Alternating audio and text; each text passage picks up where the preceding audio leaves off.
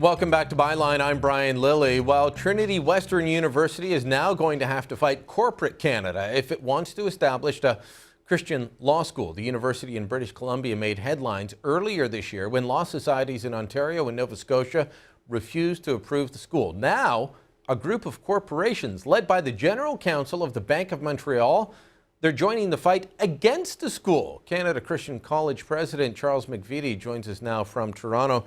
Charles, this is surprising to me, to say the least. I understand different lawyers within the Law Society coming forward on this, but for the Bank of Montreal and a bunch of other companies to join in on this is a little bit bizarre. I mean, it's spectacular that the Bank of Montreal in March of this year would write a letter to the Upper Canada Law Society requiring that the Law Society deny the accreditation of a Christian university.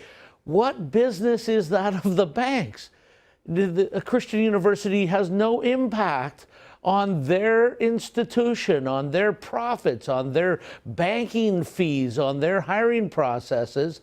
But unfortunately, they have decided that they are going to use their massive clout to then attack a Christian school and write this letter. But worse than that, Brian, they have coupled with 80 of Canada's top corporations, and they have collectively also written a letter to the Federation of Law Societies. You look at this list; it's varied. You look at this list, and you try and find a way to do business without touching any of these companies, from Kellogg's, Coca-Cola, Shell, as you say.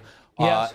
It becomes very difficult. But here's from the letter sent out by Simon Fish, the General Counsel. He said, "The purpose of this letter is to request the Law Society deny the accreditation of any legal education programs recognized for admission to the bar in Ontario that are discriminatory." And they say that Trinity Western is discriminatory. This is an old story, but let's repeat it. Because the school asks its students to say, "We will abstain from any sexual activity outside of marriage, and we view marriage as between man and a woman," well, then you're discriminatory against homosexuals. You're discriminatory against all kinds of people at that point. It's unbelievable that. But isn't the bank also being discriminatory against Christians? Absolutely, and that's our charge here, is that they're discriminating against Christians, saying that they will not work with Christians. On October the 9th, they sent out a letter to law firms that they work with, and they're demanding the makeup of their staff. How many gays and lesbians, how many people of different ethnic descent, what their religion is. They're demanding the metrics of their staff, and they say they're going to decide who to do business with based on their sexuality and gender and ethnicity. This is discrimination. This is corporate Canada engaging in social engineering.